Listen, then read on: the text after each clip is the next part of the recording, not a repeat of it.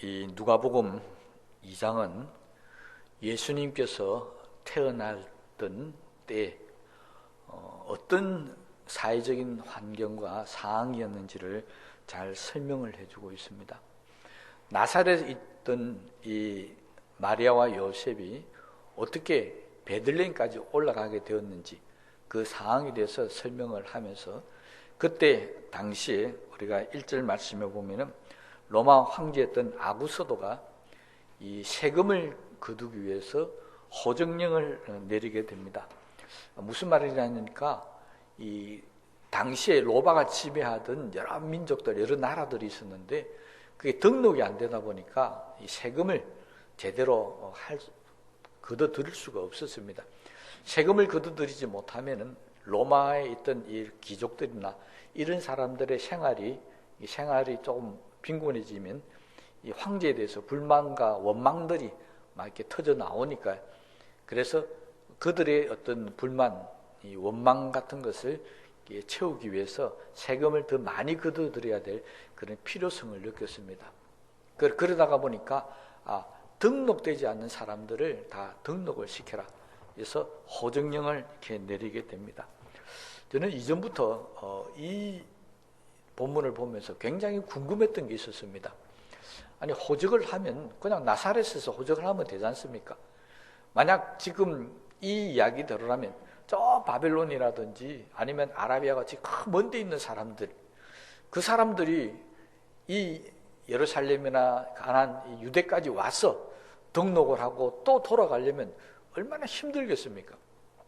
그런데 로마라고 하는 이 거대한 제국이 그렇게 비현실적인, 비상상적인 호정령을 내렸을까 굉장히 궁금하다가 이번 이 설교를 준비하면서 여러 가지 자료를 뒤져서 하고 그 궁금점을 제가 해소를 했었습니다. 당시에 로마 황제가 호정령을 내릴 때는 이동해서 고향에 가서 등록하라는 게 아니었습니다. 그냥 자기가 사는 지역에서 등록하면 아무 상관이 없었습니다. 왜냐하니까 목적이 뭐였다고요? 세금을 거두게 하는 것이니까 그냥 등록만 시키면 됐었습니다. 그런데 다른 민족들은 다 자기가 사는 곳에서 등록을 했었습니다. 그런데 유독 이 이스라엘 민족들만큼은 호정령을 내리자 전부 고향으로 돌아가겠다고 그렇게 나섰다는 것입니다. 그 이유가 뭔가 찾아보니까 이 이스라엘 사람들은 항상 어떤 마음을 갖고 있었냐니까, 하나님께서 가나안 땅을 점령하고 난 이후에 각 이 부족별로 땅을 분배해서 나누어 줬었습니다. 그러니까 그 사람들은 이 가나안 땅을 떠나서 멀리가 살지만은 항상 자기 소속은 어디냐 하니까 나는 분배받은 그 땅이 내 고향이고 바로 내가 살 곳이라는 것입니다. 그러니 호정령을 내서 등록하라니까 나는 이곳에서 등록하면 안 된다. 나는 유대 민족이니까, 특히 이 다윗의 후손이었던 이 요셉의 고향이 베들레헴입니다. 그러니까 나는 이곳에 있는 게 아니고 나는 다윗 지파니까 어디로 가야 된다고요? 베들레헴에 가서 등록을 해야 된다. 그래서 다른 민족들은 다 자기가 사는 곳에서 호적을 등록을 했는데 이 이스라엘 사람들만큼은 분배받은 자기 원조상의 땅으로 다 돌아갔다는 것입니다. 그러니까 이스라엘 사람들은 항상 그런 생각을 갖고 있었던 것 같아요. 내가 어디에 있든지 간에 내가 돌아가야 될 곳은 하나님께서 우리에게 분배해 주셨던, 우리 조상들에게 분배해 준 곳으로 내가 가야 한다라고 하는 그런 회귀 본능이 굉장히 강했던 그런 민족이었습니다. 그래서 오늘 이 사항도 보면은 그냥 나사렛에서 등록해도 상관이 없었습니다. 그럼에도 불구하고 이 요셉은 그 만삭인 아내 마리아를 데리고 베들레헴까지 가서 이제 이 호적을 등록하게 되었던 것입니다. 그것이 바로 그 만삭의 몸을 끌고 갔던 이유였다는 사실을 이번에 제가 설교 준비하면서 자료를 통해서 알 수 있었습니다. 그런데 문제는 그렇게 하다 보니까 호정령을 내린 기간이 있었습니다. 이 기간 안에 끝내라. 적국 각처 흩어진 사람들이 다 고향으로 돌아가면서 각각 자기 고향으로 갔는데, 이 베들레헴이라는 곳은 큰 도시가 아닙니다. 지금도 작은 곳입니다. 그러다 보니까 여관이나 이런 것들이 많지를 않죠. 더군다나 관광지 같이, 우리 경주 같이 이 관광지는 호텔이나 숙소가 많이 있지 않습니까? 그런데 이런 시골에는 그렇게 숙소가 많이 없었습니다. 그러다 보니까 그게 여관이 몇 개는 있었는지는 잘 모르겠지만은 그 여관들마다 호적을 등록하러 온 사람들 때문에 가득 차져 있었다는 것입니다. 이때 이 마리아도 요셉도 이 베들레헴에 도착을 하게 됐는데, 문제는 성경이 기록한 대로 여관에 방이 없었다는 것입니다.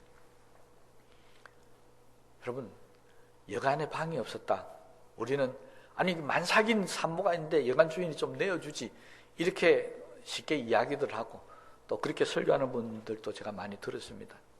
그런데 우리가 현실적으로 보십시다. 이 베들레헴이라는 곳은 평상시에 관광객이나 사람들이 많이 몰려드는 곳이 아닙니다. 그 작은 곳에 사람들이 많이 올 리가 없잖아요. 그런데 지금은 어떻다고요? 정말 방이 없어서 못 내줄 대로 사람들이 몰려들었다는 것입니다.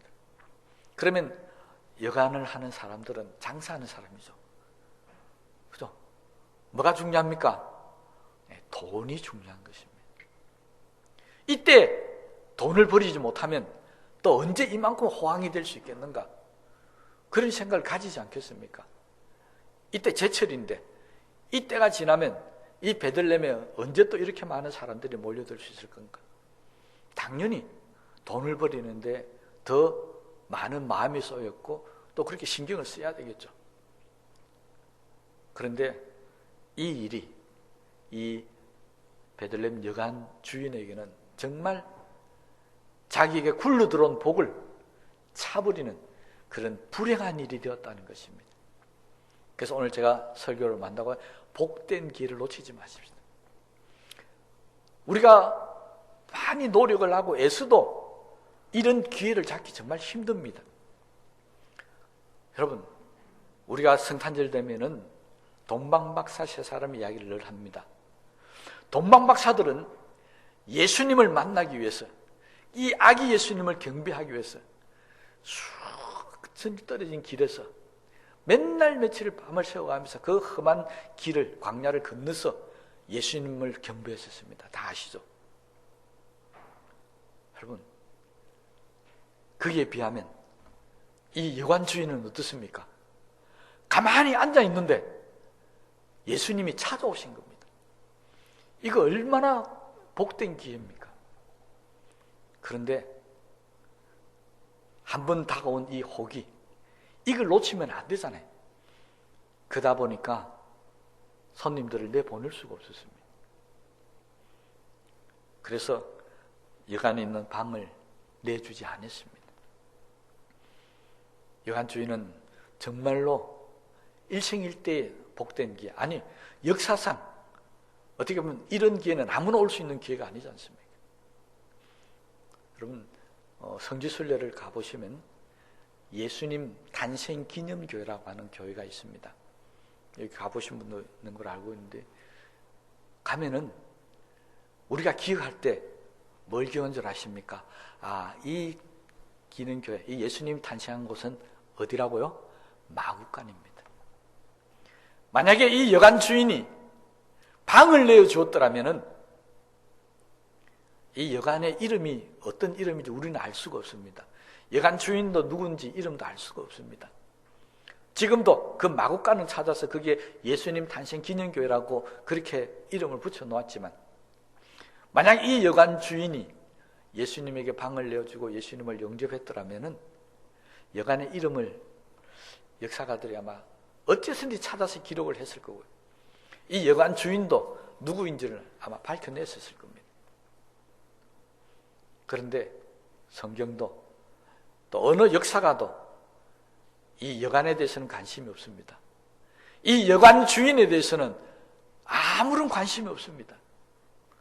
단지 예수님이 태어난 마구간에만 온 신경을 다 쓰고 이 마구간을 찾아서 오늘날 기념교회로 이렇게 만들어 놓았습니다. 정말 역사상 딱 한 번밖에 없는 이 놀란 기회를 이 여관 주인은 그냥 차버렸다는 것입니다. 물론 다시는 올 수 없는 기회가 또 하나 있었죠. 언제 이 여관이 꽉꽉 들어차느냐, 언제 베들레헴에 이렇게 수많은 사람들이 몰려들겠느냐, 이게 다시 없는 기회잖아요. 그래서 돈을 버리고 손님들을 받아들이는데 더 많은 신경이 갔을 수도 있습니다. 그러나 우리가 여기서 꼭 생각해야 할 것이, 정말 여관 주인이 돈보다는 사람을 먼저 생각했고, 돈보다는 우리 예수 믿으면서 하나님의 백성이라고 하는 그런 마음을 갖고 생각했더라면 만삭이 되어서 아기 갖고 태어날 수 있는 그 몸을 가지고 있는 사람이 왔었을 때 그냥 돌려보내지 않았을 거라는 것입니다. 성경은 이런 일들을 통해서 항상 우리에게 아주 경고 겸 가르치는 말씀이 있습니다. 예수님도 이렇게 가르칩니다. 마태복음 25장 40절 말씀 보면요, 너희가 여기 내 형제 중에 지극히 작은 자 하나에게 한 것이 곧 내게 한 것이라. 성경은 부지 중에 대접을 했는데 나중에 알고 보니까 그게 천사였다는 것입니다. 그래서 아브라함은 조카 롯을 살릴 수 있는 기회를 얻었습니다. 여러분, 성도들은 성경이 뭘 가르치고 있냐니까 항상 베풀기를 즐겨해라. 항상 고통당하고 어려움 당하는 사람들을 돌아볼 수 있고 살펴줘야 한다. 그리고 우리가 할 수 있는 대로 최선을 다해서 그들을 잘 섬기고 대접하라. 그러면 우리에게 하나님이 복을 주실 거라는 것입니다. 지극히 작은 자, 사람들에게 소외되고 무시당하는 그런 사람들을 돌아보게 될 때 하나님은 그것이 우리에게 복이 될 수 있다는 사실을 성경을 여러 군데를 통해서 우리에게 말씀을 해주고 있습니다. 만약 이 여관 주인이 이 마리아에게 조금이라도 관심을 가지고 대접을 해줬더라면 역사상 그는 가장 복된 사람으로 성경에 기록되어 있는지도 모르겠습니다. 그러나 그는 그런 거는 관심이 없었습니다.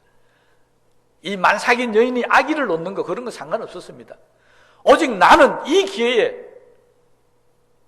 돈을 많이 벌여야 되겠다. 아마 그런 생각밖에 없었던 것 모르겠습니다. 물론 제가 생각하는 게 맞는가 안 맞는가 모르겠습니다. 그 여관 주인의 마음을 제가 알 수가 없으니까요. 그러나 일반적으로 생각할 때 이 여관 주인은 아이를 낳는 산모에게 은혜를 베푸고 자비를 베푸고 사랑을 베풀기보다는 자기가 돈을 더 벌이고 자기의 이익을 챙기는데 더 많은 관심을 가지고 있었다는 것입니다. 그래서 그는 정말로 일생일 때 복을 걷어차버렸습니다. 여러분, 우리가 어느 곳에 관심을 가지느냐에 따라서 복이 될 수도 있고 화가 될 수도 있습니다. 그렇다고 돈 버리는 일에 관심을 가지지 말라는 게 아닙니다. 저는 요즘 이 코로나 사태를 보면서 이 설교 준비를 하면서도 정말 요즘 여행업계에 계시는 분들 정말 힘들고 어렵겠다, 그런 생각을 가지고 있습니다. 우리 1년 동안 여행 안 다니지 않습니까? 우리나라 사람들이 해외에 얼마나 많이 다녔습니까?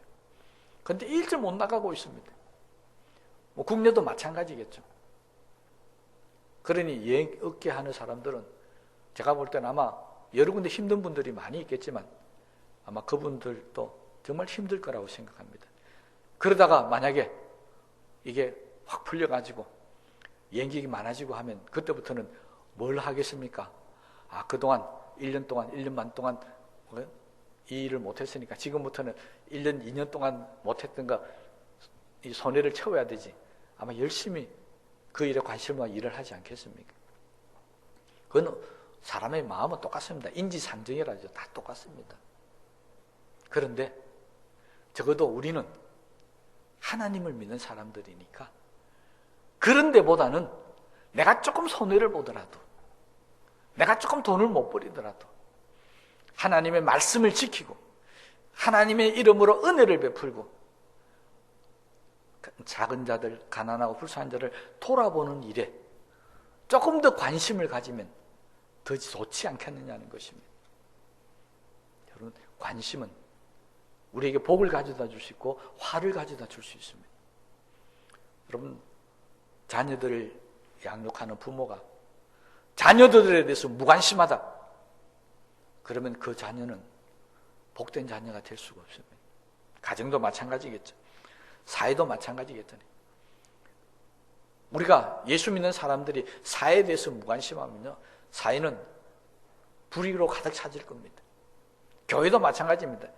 예수 믿는 사람들이 교회에 무관심하면 그 교회가 부흥되고 성장되고 잘 되어질 수 있겠습니까?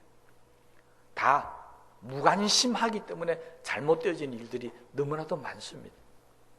그러니 이번 성탄절을 맞이하면서 저와 여러분들도 뭔가 관심을 가져야 되는데, 무슨 일에 관심을 가져야 되느냐? 오늘 성경 이 여관 주인과 비교해 봤을 때 우리는 적은 자를 돌아보고 대접하는 일에 관심을 가질 수 있어야 한다는 것입니다. 그래야 우리에게 복된 기회가 올 수도 있습니다. 이 여관 주인뿐만이 아니라 우리가 또 하나의 관심을 가져야 될 반대의 무리가 있습니다. 정말 굴러들어온 복을 그대로 받아들인 무리가 있는데, 오늘 우리가 읽었던 본문에 바로 양을 치던 목자들이었습니다. 이 목자들에게 천사가 나타나서 바로 아기 예수님이 태어났다는 사실을 그들에게 전달합니다. 그들은 이 천사의 소리를 듣고 바로 빨리 가서 아기 예수님을 만나자고 성경이 오늘 기록하고 있습니다. 여러분, 목자들이 어떤 사람들입니까? 하루 종일 양을 치고 그 양을 쫓아다니면서 얼마나 피곤하겠습니까? 그런데 천사가 나타나서 이야기를 합니다. 이때가 성경에 보면 정확하게 밤인지 낮인지는 잘 모르겠습니다. 그러나 들에서 그렇게 힘들고 어려운 일을 할 때 천사가 나타나서 예수님 태어났다고 이야기를 하고 가서 경배를 하라고 말했다고 할지라도 쉽게 양들을 끌고 예수님 탄생한 곳까지 가기가 쉽지를 않았을 겁니다. 그런데 그들은 이 천사의 음성을 듣자마자 모든 일을 중단하고 빨리 가서 16절 말씀 보십시다. 주께서 우리에게 알리신 바 이루어진 일을 보자 하고 빨리 가서 마리아와 요셉과 구유에 누인 아기를 찾았어요. 그들은 자기 일을 중단했습니다. 여관 주인은 자기 일을 계속했습니다. 그런데 이 목자들은 천사의 음성을 듣자마자 모든 것을 중단하고 예수님을 찾아야 한다. 빨리 가자. 여러분, 우리가 주님 앞에 나와서 관심을 가져야 될 게 이겁니다. 여러분, 교회 나올 때 무슨 관심을 가지고 오겠습니까? 교회 와서 뭘 관심을 가지고 하겠습니까? 교회 와서 예배를 드리고 하나님을 섬기는 일에 동참한 우리들의 관심은 바로 예수님입니다. 교회 와서 예배를 드리면서 예수님의 음성을 듣지 못하고 간다, 하나님의 음성을 듣지 못한다, 하나님의 뜻을 발견하지 못하고 간다, 그 얼마나 불행한 일이겠습니까? 와서 내가 오늘 주님의 은혜를 깨달았다, 하나님의 뜻을 내가 발견했다, 나도 천사의 음성을 들었고 성령의 음성을 들었다, 그 얼마나 복된 일이겠습니까? 여러분, 우리는 하나님 앞에 나와서 바로 이런 관심을 갖고 신앙생활을 해야 한다는 것입니다. 그래야 우리에게 하나님의 복된 기회가 날아가 버리지 않습니다. 이 목자들은 율법주의자들도 아니었습니다. 그렇다고 사회적으로 높은 신분 있는 바리새인이나 사두개인들도 아니었습니다. 어떻게 보면 목자라는 이 직업은 하인이나 종에 속한 가장 낮은 천한 직분의 사람들입니다. 그런데 이들이 예수님과 무슨 상관이 있겠습니까? 그잖아요. 이들이야말로 양을 치고 먹고 사는 일에 바쁜 사람들입니다. 이들이야말로 정말 하루하루 살아가는 게 힘든 사람들입니다. 이들이 예수님하고 무슨 상관이 있습니까? 그런데도 불구하고 그들은 이 기회를 복된 기회로 만들었다는 것입니다. 그래서 빨리 가서 예수님을 경배하고 찬양을 합니다. 제일 먼저 예수님을 만나는 특권을 이들이 누렸습니다. 그러면 이들이 어떻게 이런 복을 차지할 수 있었을까요? 천사가 말하자 즉시 일어나서 갔다는 것입니다. 여러분, 하나님의 복을 받을 수 있는 사람은요, 하나님이 말씀하실 때 즉시 일어나서 그 일에 순종할 수 있는 사람들이 하나님의 복을 받는 사람입니다. 하나님이 말씀하시는데도 주저거리고 하나님 말씀하시는데도 불순종하고 불평하고 원망하면 그건 절대 복이 될 수가 없습니다. 왜 하나님께서 율법자들이나 신학자들이나 바리새인 사두개인들이 있음에도 불구하고 이 목자들에게 천사를 보내서 말씀하셨는지 그 이유를 아시겠습니까? 이들은 종이나 하인에 속한 계급이라고 그랬습니다. 이들은 주인이 말하면 늘 그 말에 그대로 순종하고 따르는 훈련이 철저하게 되어져 있는 사람들입니다. 그렇잖아요. 이들은 주인이 이야기하면은 노하거나 거부할 수 없는 사람들이. 종이 주인이 이야기하는데 노하면 어떻게 된다고요? 당장 죽임을 당해도 아무 말도 못하는 그런 사회가 바로 이 예수님 오시던 당시의 사회였습니다. 그래서 하나님께서도 바리새인이나 사두개인들이나 율법주의자들한테 말씀하지 않고 평소에 주인이 말을 하면은 그대로 순종하는 훈련이 되어 있는 이 목자들에게 말씀함을 통해서 예수님의 탄생을 축하하게 하셨다는 사실을 꼭 기억하시기 바랍니다. 왜 그렇습니까? 우리도 평소에 하나님이 말씀하시면 그 말씀대로 따르고 순종하는 훈련이 되어져 있어야 하나님이 나를 도구로 사용하시고 나를 축복하신다는 것입니다. 평소에 하나님 말씀하시는데 그 말씀에 불평하고 원망하고 의심하고 그 말씀대로 따르지 않고 주저하면 그 사람에게 어떻게 하나님께서 말씀하시고 도구로 사용하시겠습니까? 복은 하나님이 아무나 주는 게 아닙니다. 이 여관 주인은 복을 갖다 바쳐도 차버렸고요. 이 목자들은 그 복을 그대로 그들은 받아들였습니다. 그것이 무슨 차이라고요? 이 목자들은 말씀을 듣고 그대로 했습니다. 그것도 빨리 가서 하는 것입니다. 여러분, 우리도 빨리 해야 될 일과 나중에 해야 될 일도 있습니다. 예수님을 찾아가서 만나는 것이 목자들에게는 지금 양을 돌보고 이 양을 지키는 일보다 훨씬 더 중요한 일이었고 더 빨리 해야 될 일이었다는 것입니다. 양은 나중에 돌봐도 된다. 나중에 해도 된다는 것입니다. 우리가 이 구별을 잘 하셔야 됩니다. 여러분, 내가 예수님을 찾는 거, 예배 드리는 거, 아니면 기도하는 거, 말씀을 보는 것이 빨리 해야 될 일입니까? 아니면 다른 어떤 일들이 이것은 제쳐놓고 더 빨리 해야 될 일입니까? 이 판단에 따라서 우리의 복이 왔다가 사라질 수도 있고 이 복이 그냥 날아가 버릴 수도 있다는 것입니다. 그런데 이 목자들은 예수님을 찾는 것이 그 어떤 일보다 더 빨리 해야 될 일이라고 그렇게 순종하고 그대로 했었습니다. 여러분, 이번 성탄절을 맞이하면서 우리도 목자들처럼 예수님을 찾고 예수님을 만나고 예수님을 경배하는 이 일이 우리의 삶 가운데서 가장 중요한 일이며 가장 빨리 해야 될 일이라는 사실을 깨닫게 되게 되시기를 주의 이름으로 부탁을 드립니다. 이게 안 되면 복이 안 됩니다.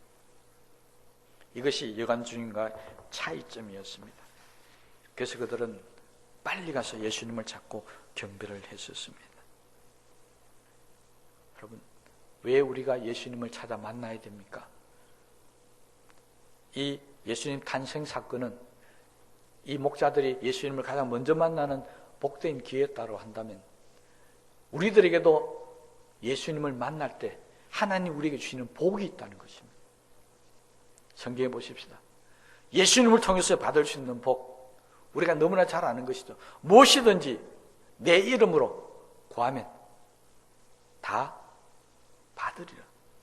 그래서 우리는 기도할 때마다 예수님의 이름으로 기도합니다라고 하지 않습니까?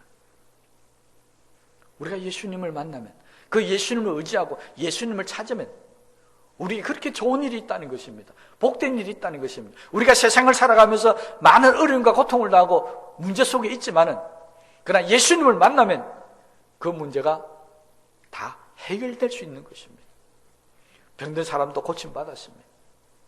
안전병도 일어납니다. 귀신도 쫓겨갑니다. 이게 예수님을 만났기 때문에 가능한 일이었습니다. 그러므로 이번 성탄절, 저와 여러분들도 아무리 바쁘고 아무리 힘들고 어려운 일들이 많이 있지만, 그러나 정말 복된 사람이 되려면 예수님을 찾고 만나는 일에 힘쓰고 애써야 한다는 사실을 깨닫게 되게 되시기를 바랍니다.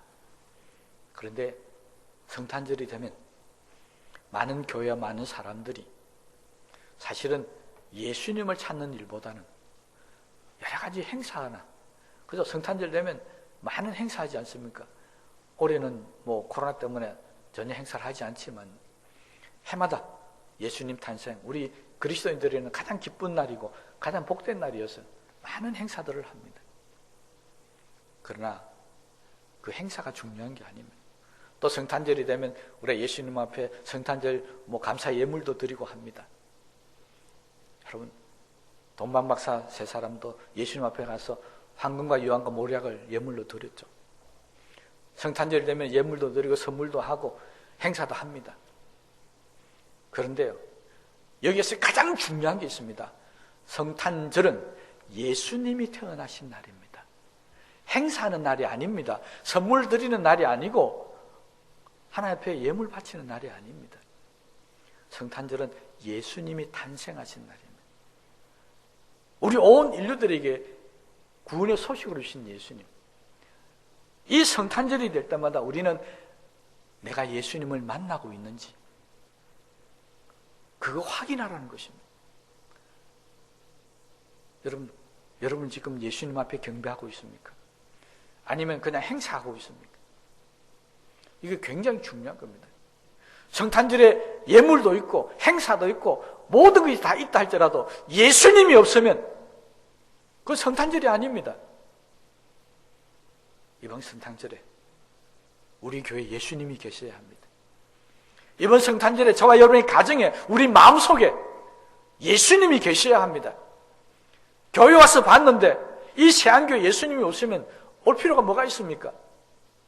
우리가 예수 믿는다는 예수쟁이라고 하면서 우리 속에 예수가 없으면 그거 거짓말입니다. 그러므로 우리도 이번 성탄절을 맞이하면서 다른 모든 일보다 더 빨리 해야 할 일, 예수님을 만나고 예수님이 교회와 가정과 우리 속에 있어야 할 일, 이 일을 먼저 하셔야 되는 것입니다. 아무리 기쁘다 구주 오셨네 찬송 부르고 해도 그 다 소용없고 부질없는 짓입니다. 빨리 내 속에 예수님이 안 계시다면, 우리 교회 속에 예수님이 안 계시다면 우리가 빨리 해야 할 일이 예수님을 모시는 일이라는 사실을 믿으시기를 바랍니다. 그리고 우리 교회에 예수님이 계시다면 여러분 날마다 시시때때로 이곳에 계신 예수님을 찾아 나오시기 바랍니다. 그게 복된 기회입니다. 성경은 두 번째로 또 빨리 가서 하자는 일을 기록하고 있는데, 그것이 바로 빨리 가서 전해야 되겠다. 자, 보십시다. 16절, 빨리 가서 마리아와 요셉과 구유의 누인 아기를 찾아서 보고 천사가 자기들에게 이 아기에 대해 말한 것을 전하니. 그들은 목적이 두 가지가 있습니다. 하나는 예수님을 만나는 것이었고, 하나는 천사가 전한 소식을 그들에게 전하는 것이었습니다. 이걸 그들은 빨리 한다라고 했었습니다. 여러분, 성탄절은요, 예수님 탄생하셨다, 기뻤다, 예수님을 만나는 것이 끝나는 게 아닙니다. 성탄절의 의미는 기쁘다, 구주 오셨네 하는 것을 우리만 알아라는 게 아니고 세상의 모든 사람들에게 알리라는 것입니다. 이것이 성탄의 목적입니다. 여러분, 그런데 이 본문의 말씀에 보면요, 알리는 대상이, 우리는 보통 예수 안 믿는 사람들, 세상 사람들이 알리지 않습니까? 그런데 이 목자들이 구세주의 탄생을 알린 대상이 생각하면 좀 이상합니다. 누구에게 알렸습니까? 예수님의 육신의 부모들 마리아와 요셉에게 알립니다. 이 마리아와 요셉은 예수님이 구세주인 걸, 메시아인 걸 이미 천사를 통해서 다 예언받고 계시받아 알고 있습니다. 잉태할 때부터 이 두 부모는 예수님이 구주라는 것을 알고 계셨습니다. 그런데 목자들이 와서 당신의 아기가 이 세상을 구원할 메시아입니다, 구주입니다라고 전하는 것입니다. 정말 이상하지 않습니까? 그전에 우리식으로 이야기하면요, 여기 우리 교인들이 어떤 평시도 가운데 한 사람이 목사님 저한테 와서, 목사님 성경은요 이렇고 하나님께서 나 이렇게 했습니다 막 이야기하잖아요. 똑같아요. 목사가 몰라서 그런 이야기 하겠습니까? 내가 경험했던 일이 너무 감사해서, 목사 나는 이런 성경에 있는 이런 일들을 경험했습니다, 이렇게 말한다는 것입니다.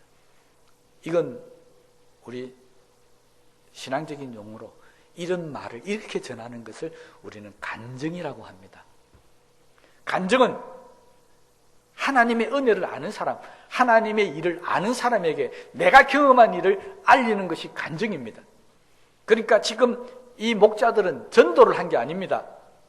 천사들이 자기에게 나타나서 예수님이 했던 이야기들을 예수님의 부모에 가서 간증을 하는 것입니다. 전도는 뭡니까?